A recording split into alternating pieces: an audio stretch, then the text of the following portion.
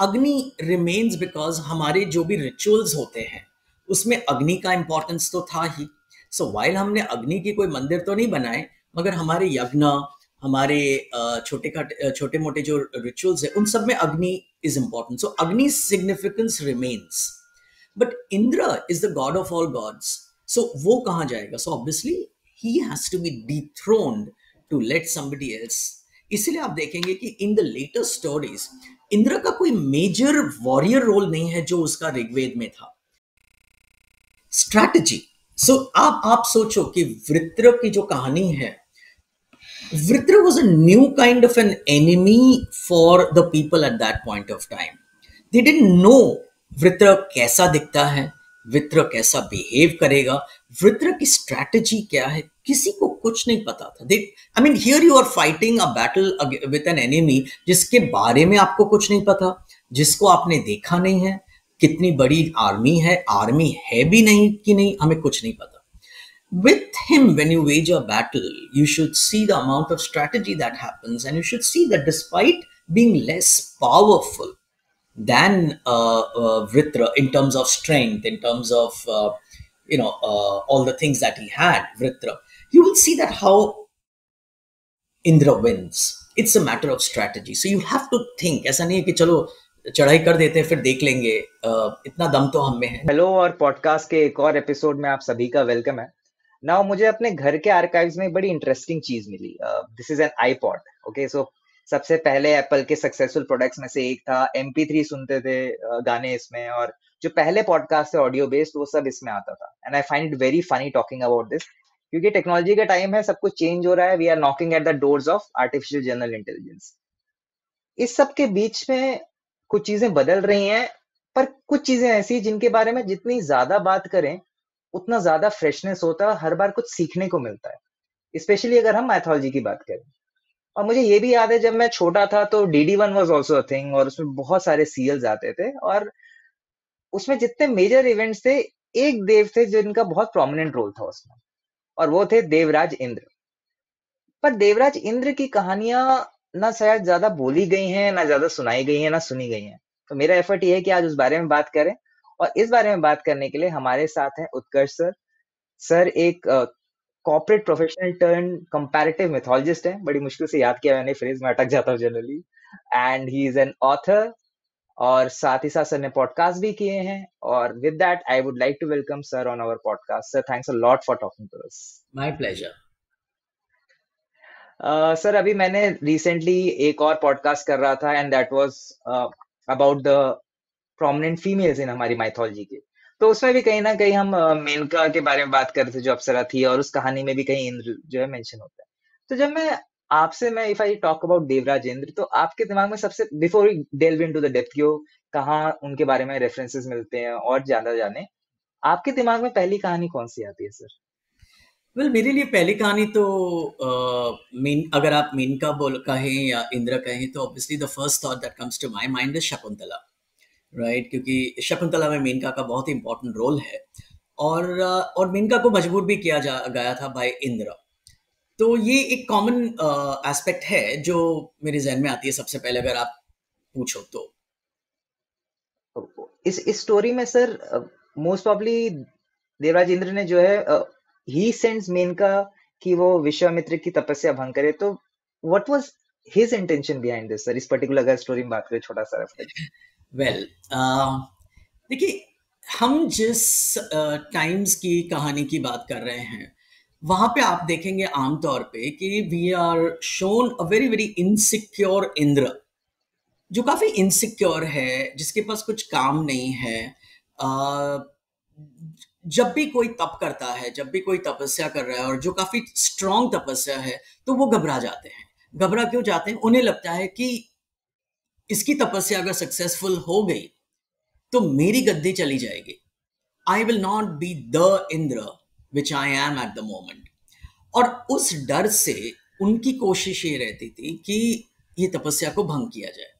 जब उन्हें ये पता चला कि विश्वामित्र इतनी स्ट्रांग तपस्या कर रहे हैं कि वो भंग हो ही नहीं सकती है, उन्होंने तब मेनका को मजबूर किया कि आप जाओ और उनकी तपस्या भंग करो। बट एक बार तपस्या जब भंग हो जाती है, then Indra doesn't care much about it कि अभी क्या हो गया, तपस्या भंग हो गई, वो जो प्रोसेस चला था वो टूट गया, उसके बाद he is not too bothered. But in the Menka, unfortunately, falls in love with Vishwamitra and decides to stay back. And she stays back for many years. Till again, the story starts and they realize कि अरे मेनका जैसी अप्सरा अगर इंद्र सभा में नहीं है तो कैसे चलेगा, बुलाया जाए वापस उनको. And then starts the story actually. So Shakuntala की स्टोरी वैसे शुरू होती है. So we are talking about a time जहाँ पे Indra was extremely insecure. Indira का कोई रेस्पेक्ट नहीं था इतना, बिकॉज उनका कुछ काम नहीं था. बस यही था कि वो घूमते रहते थे, देखते रहते थे कि पृथ्वी में कौन तपस्या कर रहा है और कैसे तपस्या को भंग करना चाहिए. So that was the image of Indra when these narratives were coming up.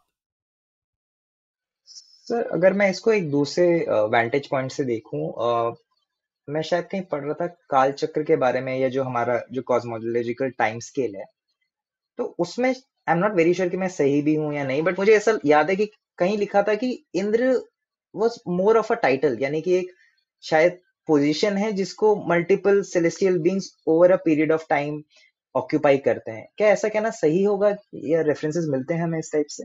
नहीं, ये है, दिस इज हम्म. मेंशन्ड कि Indra is a title. Indra is not a person, Indra is a title. ये है, लिखा हुआ है, बट ये कब लिखा गया है वो इंपॉर्टेंट है. ये हम जब पोस्ट वैदिक पीरियड में आते हैं, जिसको हम पुराणिक पीरियड भी कहते हैं, जब सारे पुराण लिखे गए, आपकी सारी कहानियां लिखी गई, in that period when Indra was no more an important god, ये तब कही जा रही है कि Indra is not a person, Indra is a position.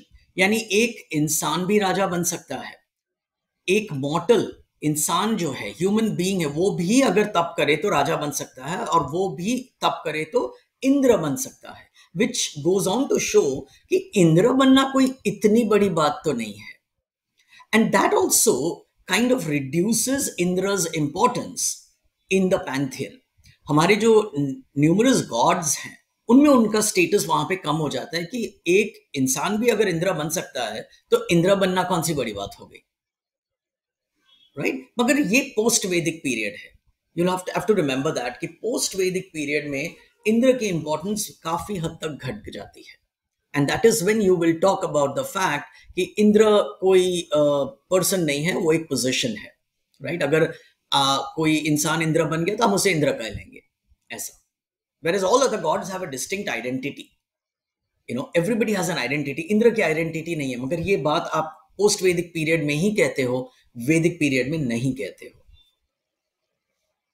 This is great sir. Sir एक इसमें से एक और क्वेश्चन मुझे ऐसा निकल के आ रहा है, जब आप कह रहे हैं कि कोई, आई मीन टेक्स्ट में किस तरीके से प्रेजेंटेड है कि कोई इंसान भी इंद्र बन सकता है, या फिर वो जो इंसान है that is a celestial being, और is it like mention like a human being और समथिंग, मतलब कैसे? Human being. So we have an human example. Being.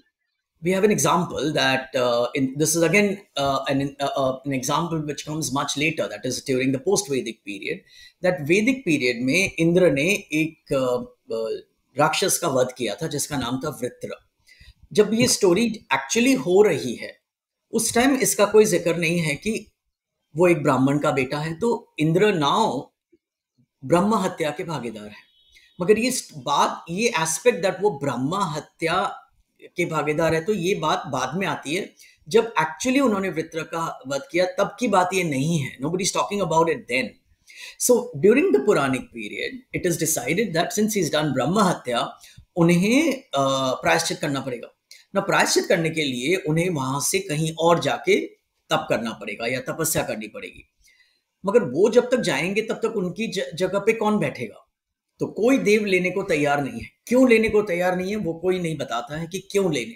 दो कारण हो सकते हैं, या तो बहुत रिस्पॉन्सिबिलिटी वाला काम है, या इतना छोटा काम है कि मैं क्यों करूं, या कोई भी रीजन इसका हो सकता है, बट किसी ने रीजन दिया नहीं है. तब पृथ्वी पे एक राजा था जिसका नाम था नाहुश.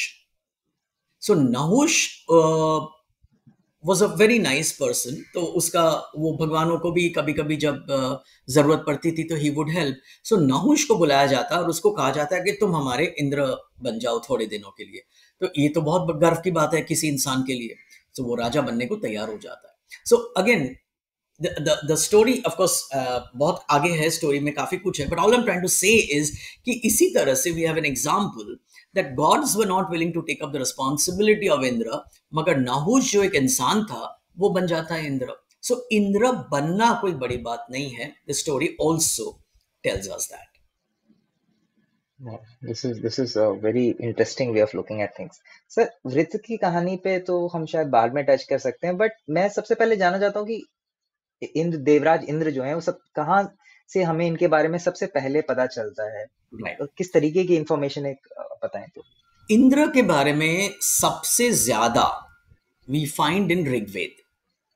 ऋग्वेद में करीबन 220 से भी ज्यादा श्लोक इंद्र को डेडिकेट किए गए हैं, और करीबन 300 श्लोक हैं, मतलब अलोंग विद दोस, जहां पे इंद्र का मेंशन है.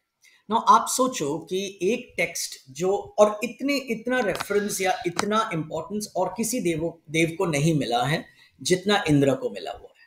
So that shows that he must have been an extremely popular and important god of the Vedic times, right? Not only that, there are many things along with him कि एक तो वो warrior थे.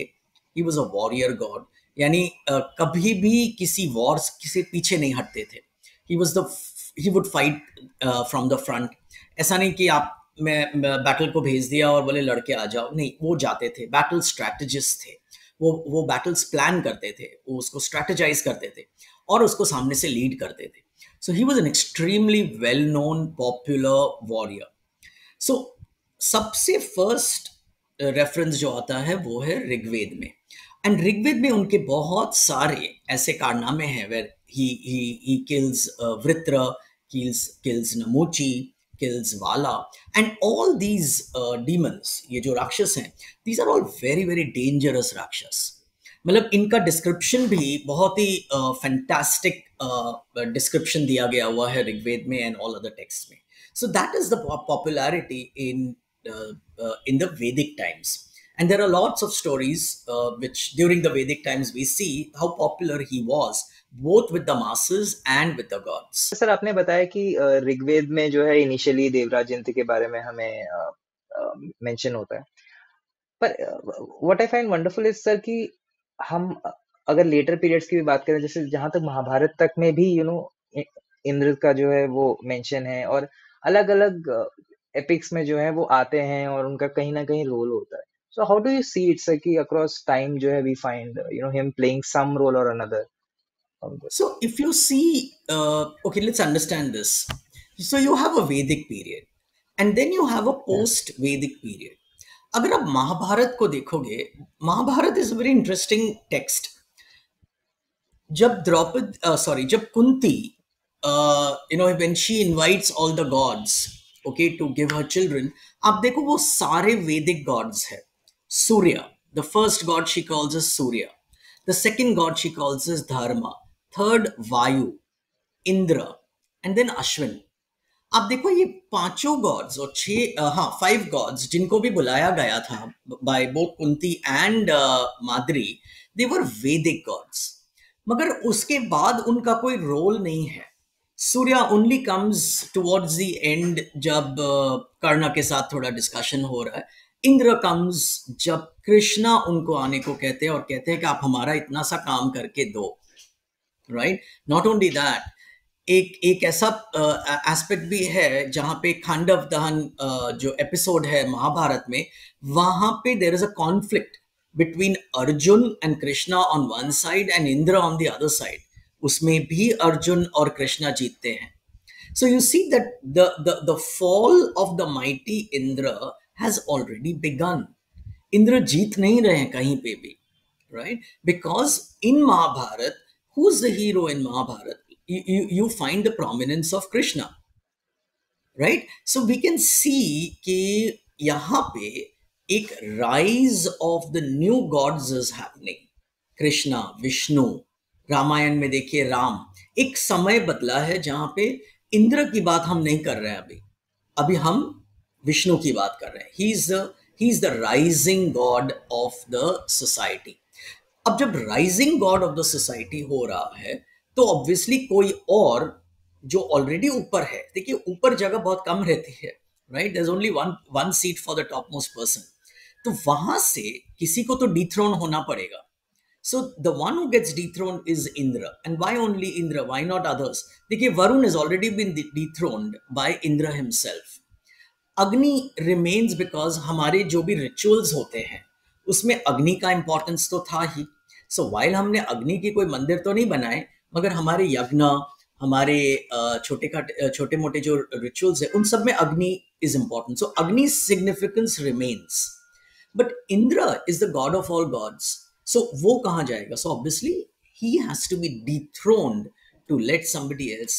इसलिए आप देखेंगे कि in the latest stories Indra का कोई मेजर वॉरियर रोल नहीं है जो उसका ऋग्वेद में था. In Rigved he was a warrior, he was protector of the human race, he was the protector of the cows, right? जो cows kidnap हो जाते हैं उन सबको लेके आते हैं वो. So he has a big role. वो रोल अभी कोई और कर रहा है. So there, when you go to the Puranic times, आप देखोगे कि इंद्र का कोई रोल रहा नहीं, and because he has no role and because somebody else's role is enhanced, his role gets diminished. इसलिए हमें उन्हें बहुत ही छोटे छोटे काम करते दिखते हैं कि वो घबरा जाते हैं, इनसिक्योर फील करते हैं, उनका सिंहासन डोल जाता है, उन्हें सोल्यूशन नहीं मिलता है. कोई बोलता है आप शिव के पास जाओ, कोई बोलता है आप विष्णु के पास जाओ, और वो सारे गॉड्स की तरफ भागते हैं उनके पास.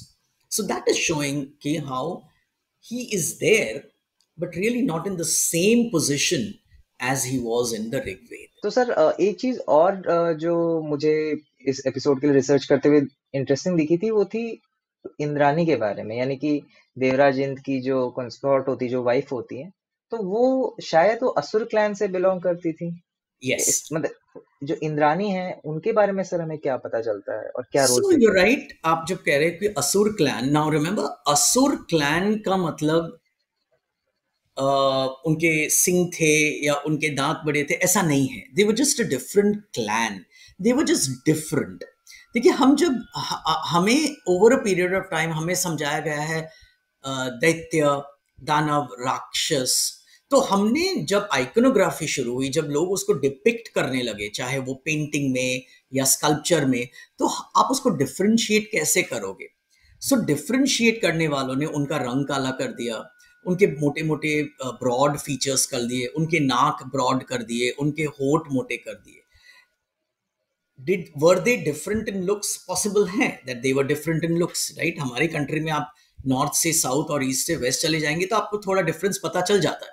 सो उस जमाने में भी थोड़ा सा डिफरेंस होगा, but that does not mean that असुर का मतलब ये नहीं होता है कि दे वर डीमंस और they were rakshas. They were just a different community. And in those days when people were exploring, when people were moving around, and remember हम लोग not हम लोग, वो लोग अपने बॉर्डर्स को भी एक्सपैंड कर रहे हैं, राइट? सो आप जब भी एक लैंड को जीत के आते हो, you have expanded your borders. और उसी तरह से Indrani was an asur princess and he gets married to her. But the romance that we see in the later gods is generally missing यहाँ पे, which probably goes on to show that it was either an alliance or it was a straight away marriage. Okay, so it's a very different projection over there then. Sir जब हम देवराज इंद्र के बारे में जब बात करते हैं, जो सबसे प्रोमिनेंट चीजों में से एक है वो आता है स्वर्ग का mention. How important is Swarg for Devraj Indra, and how does he ensures कि वो हमेशा उस स्वर्ग की गद्दी में विराजमान रहे, जैसे कहते हैं? See, ये जो स्वर्ग का कॉन्सेप्ट ये काफी बाद में आया हुआ है. हम when we look at the Vedic times or the pre-Vedic times, there are many scholars who believe कि Indra must have been a tribal chieftain. वो थे, there must have been somebody who must have been a very very strong and a warrior class and an aggressive personality. But exaggerations आते रहते हैं story telling में, and somewhere he's become God. But there is one important thing which is said about Indra, that he was amongst the first to think of a fact that capital city alag hona chahiye. So he's the one who actually set up the concept of a capital away from your kingdom, जो आज काफी common aspect है, right? Letter stories में भी काफी common था कि capital कहीं और होगा और किंगडम कहीं और होगा. So he is the one who set up, and it was a new thing. इसके पहले हमने कोई पुराने टेक्स्ट में नहीं पढ़ा है to have a vision of that sort, that मैं एक अलग कैपिटल बनाऊंगा जिसका नाम होगा Amravati. Now, Amravati is probably the first that we read anywhere of a hero conceptualizing कि एक अलग capital city होना चाहिए. So we grant him that कि, probably amongst, in whatever I have read, seems like the first time we hear about the concept of a capital city. Now, in his imagination, a capital city कैसा होना चाहिए?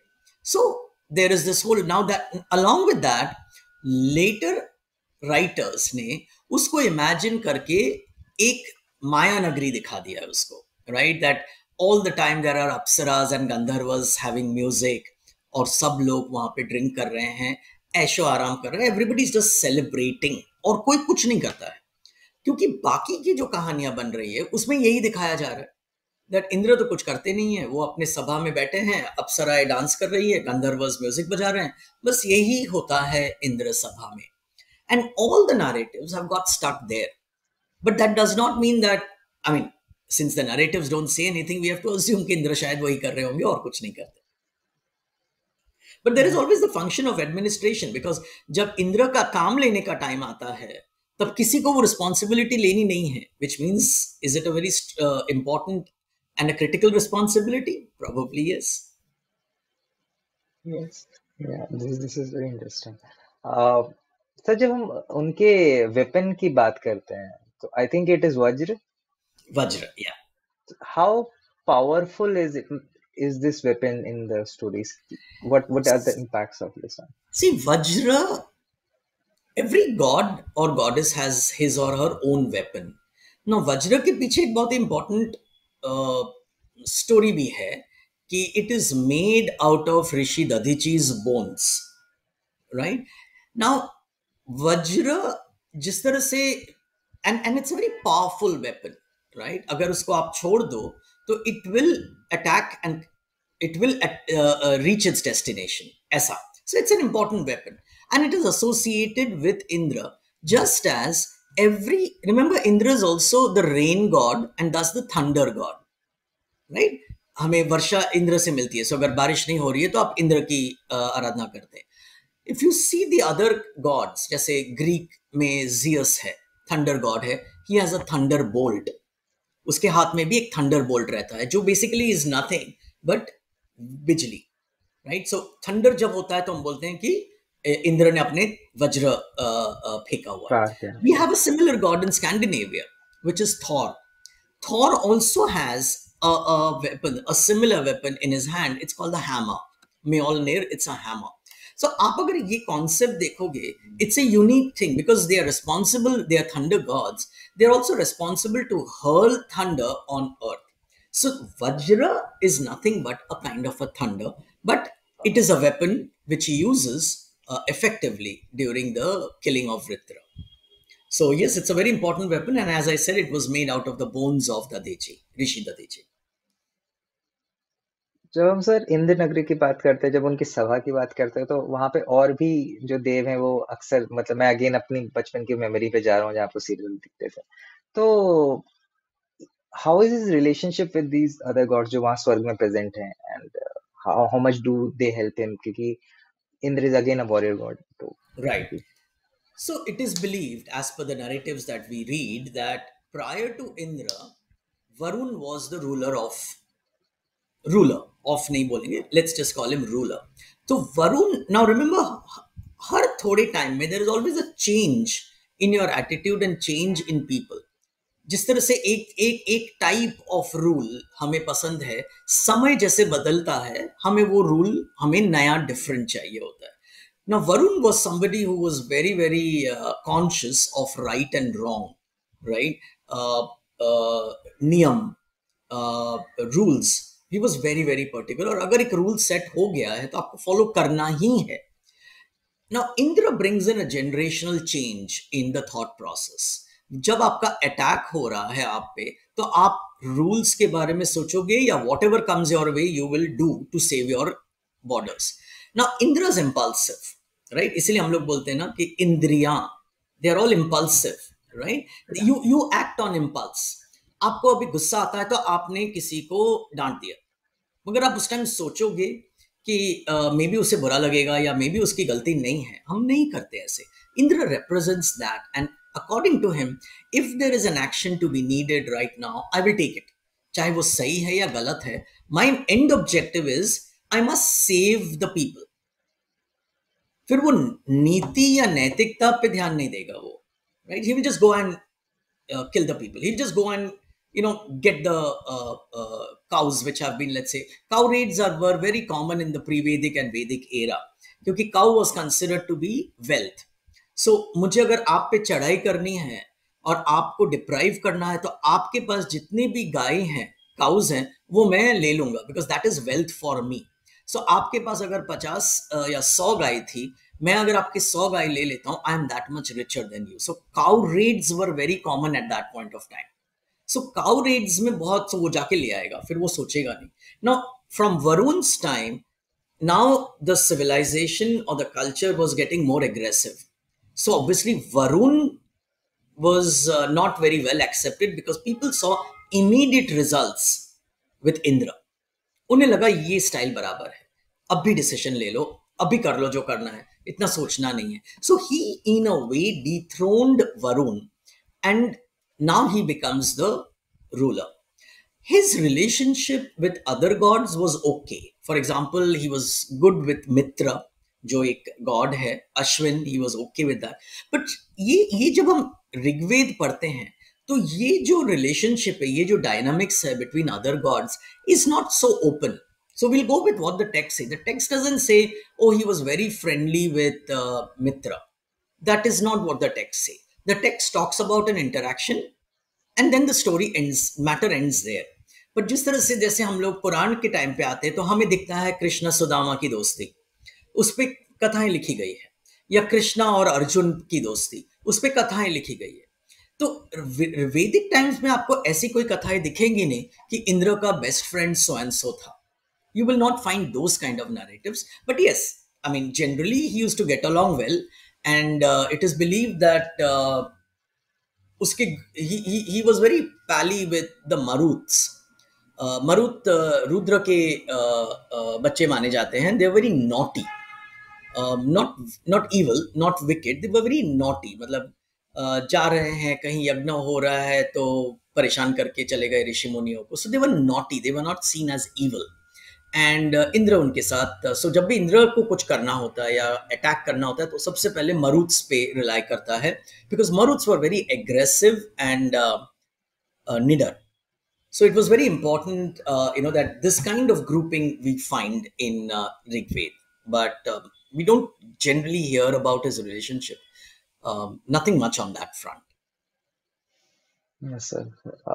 This was something मैं was just जब आप बता रहे थे स्वर के बारे में तो मेरे दिमाग में image I and then I thought कि since he was the king तो वो बीच में बैठते थे तो चारों ओर पूरी सभा बैठी है तो किस तरीके से डायनामिक्स है। But anyway, you should understand कि हमने जो टीवी में या फिल्मों में देखा है ना, that is not how Vedic culture was।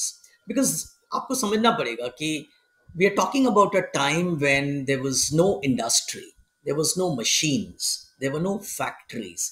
Silk के कपड़े कौन बना रहा है? सोने के आभूषण इतने डिजाइन किए हुए कैसे बनाओगे आप? It's not possible. So they would wear coarse clothes, okay? They would not wear such lovely different shades of pink and different shades of yellow. ऐसा नहीं होता है, right? They wear very simple clothes. उनके हाथ में cup है तो वो डिजाइनर कप नहीं है, वो एक गोल सा चीज है, बस मेटल का है, बस उसी में आपने पकड़ के पी लिया, राइट? हट्स हैं, मतलब दे आर जस्ट दैट। अगर मैं रिच हूं और मैं इंद्र हूं तो मेरा हट आपके हट से थोड़ा बड़ा ही होगा, इससे ज्यादा कुछ नहीं होगा। ऐसा नहीं है कि मेरा हट बहुत बड़ा होगा और बड़े बड़े पिलर्स होंगे और उसमें सोने के ये ऐसा नहीं होता। that's not how it actually was। But ठीक है, फैंटेसी वर्ल्ड में हम जब जाते हैं और हम जब फिल्मों में देखते हैं तो अच्छा लगता है कि सिल्क की धोती and lots of jewellery. That's not possible because that's modern, right? Function it's very fresh to sir always see इन कहानियों को अलग अलग नजरियों से। तो you know Yeah. I find कि आप every time you learn something from these stories. एक से No. जैसे आपने, यस सर, हाँ, नहीं नहीं, sorry, go ahead, आप बताओ। नहीं नहीं आप प्लीज बताइए, मैं तो So what पूछ I'm रहा trying हूँ। to say is that हम ये मानना चाहते हैं कि ये सब कहानियां सही है, इट हैज हैपेंड, मगर हम उसको इतना ज्यादा कलर भी करने को तैयार हो जाते हैं कि हाँ, it happened and it happened this way. Nice shoes, silky dhoti, and with borders and jewelry. Now, आप अगर कैलकुलेट करो हजारों साल पहले, can this kind of work be possible? मगर हमें वो, so you have to imagine कि it was a rough kind of a culture which was settling down. ये कल्चर सेटल डाउन हो रहा है, ये कल्चर वहां पे क्या पहना है, कितने बड़े घर में रह रहे हो, ये सब कल्चर्स में बाद में आता है। हो सकता है Indra is just walking around in the street like anybody else. वो सेंस ऑफ पावर, वो sense of I am the king and दस आई एम डिफरेंट, हो सकता है वो सब चीजें थी नहीं उस time. Anybody can walk up to Indra's hut and say, "भैया मेरे को ये problem है," या we are being attacked. So you have to imagine that the fantasy world has what has created the kind of an aura that we have. The world might have been much more simpler and much more, what should I say, believable, to say that ऐसे ही होता होगा चीजें। एक sir और कहीं मैं कहानी में पढ़ रहा था कि इंद्र का जो मेंशन है वो बुद्धा के एनलाइटनमेंट के टाइम पे भी शायद दिखाया गया है। So in Buddhism, what they have done is that once in a while they have also referred to the Puranic and Vedic gods, because Buddhism is a very old religion. And remember कि Buddhist बन कौन रहा था? Buddhism तो एक नया religion था, एक नया नया वे ऑफ लाइफ था। सो कुछ लोग जो बन रहे थे, they knew about the Hindu gods, right? So assimilating them with the belief system was a very common thing. So you will have a conversation between Buddha and Indra. You will have a conversation, some Jatak story which will refer to Indra as the king of the gods at that point of time. So that is familiarity, right? So those kind of characters will, those kind of stories may Indra and all that will be there.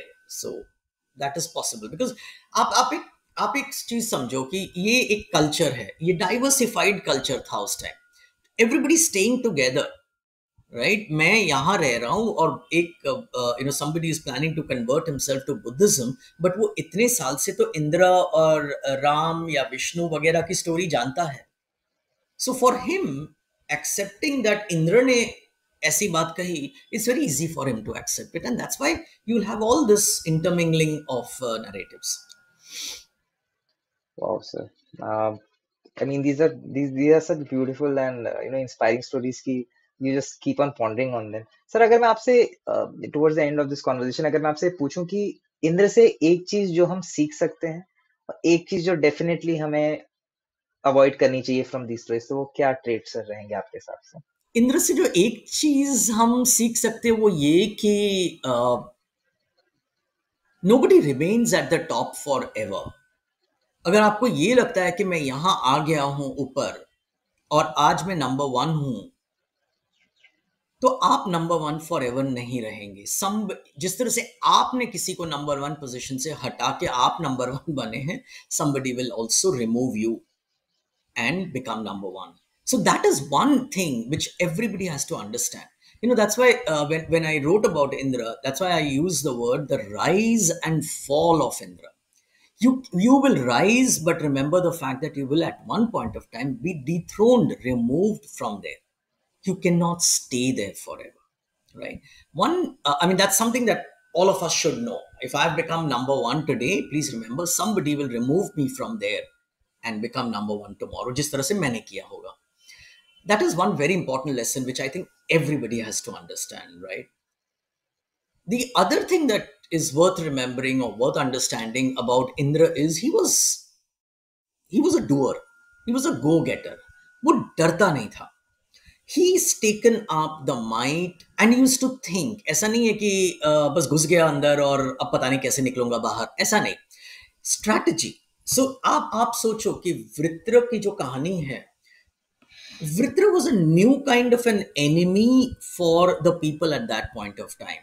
They didn't know Vritra कैसा दिखता है, वृत्र कैसा behave करेगा, वृत्र की strategy क्या है, किसी को कुछ नहीं पता था. They I mean here you are fighting a battle with an enemy जिसके बारे में आपको कुछ नहीं पता, जिसको आपने देखा नहीं है, कितनी बड़ी आर्मी है भी नहीं कि नहीं, हमें कुछ नहीं पता. With him, when you wage a battle, you should see the amount of strategy that happens, and you should see that despite being less powerful than Vritra in terms of strength, in terms of all the things that he had, Vritra, you will see that how Indra wins. It's a matter of strategy. So you have to think. ऐसा नहीं है कि चलो चढ़ाई कर देते हैं फिर देख लेंगे, इतना दम तो हम में है. No, you have to think. It's that's very very important. And he was always a thinker. He would not, also as a leader, he would not trust the first thing that he hears, right? So उसने जितने भी demons को मारा है, especially Vritra towards the end, but Namuchi, Vala, and Indra were all a matter of strategy, all a matter of verification. उसके spies हुआ करते थे. Spies would come and give him information, but then he would go verify before he took action. But when he took action, he took a decisive action. इसने मेरे साथ छल कपट किया है, he needs to be eliminated. ऐसा नहीं है कि चलो उसको ट्रायल पे लाते हैं उसको, but then the culture was different. हम आज मॉडर्न कल्चर में नहीं रहते हैं. It's for him to take action and he would take action. He would not wait. So there is decisiveness in his action. शायद आज अगर आप उसको पोस्टमार्टम करें तो आप बोलोगे बट ये तो सही नहीं है, उसको एक बार बोलने का मौका देना चाहिए. We were talking of a different times altogether. So extremely decisive, extremely thinker, and very bold and brave. अगर उसके मन में कुछ बात है तो वो बोलेगा आपके मुंह पे. अगर आपको बुरा लगता है तो टू बैड, बट बोल देगा. चाहे उसका गुरु हो, चाहे उसका भाई हो, बड़ा भाई हो, कोई भी हो, जो उसके मन में है, he will not hide it, he will say it. So I think there are a lot of good things that Indra had, which unfortunately Puranic times में कवर अप हो जा रहा है. And we see a caricature of a great personality called Indira. Wow sir, thanks a lot, आपने इतनी चीजें बताई. मेरा आपसे लास्ट क्वेश्चन सर ये है कि एक बुक रिकमेंडेशन जो आप देना चाहेंगे टू पीपल हु लिसन, और या फिर some, since we live in digital time, so अगर इज देयर एनी डॉक्यूमेंट्री और any YouTube video, something that someone can learn from, that would be really great. कुछ भी sir. What has happened in Indian mythology is that either the books are written by Rishi Muni and religious people, or they are written by people who don't know the subject matter well. So mythology कहाँ खत्म होती है और fantasy कहाँ शुरू होती है, ये कहना बहुत मुश्किल है आज की तारीख में. And we don't have too many books written. But I would, I mean, when I wrote this particular book that we are talking about, it went through a lot of research. मैं ऐसे ही नहीं, of course it's still a mythological fiction nonetheless, but I'm not talking, I mean my book comes out of lot of research. So Indra पे unfortunately बहुत ही कम लिखा गया है, और जो भी दिखाया गया है वो पुरानिक टाइम्स पे दिखाया गया है. वैदिक टाइम्स पे इंद्र पे कुछ नहीं है. हाउएवर मुझे अभी याद नहीं है कौन सा एपिसोड, बट दूरदर्शन के ज़माने में एक सीरीज आती थी called discovery of India, Sunday के दिन सुबह. आई थिंक श्याम बेनेगल जी की वो सीरीज थी डिस्कवरी ऑफ इंडिया. उसमें एक एपिसोड में Indra and the concept of pastoral and nomadic cultures, उसके बारे में एक interesting discussion है.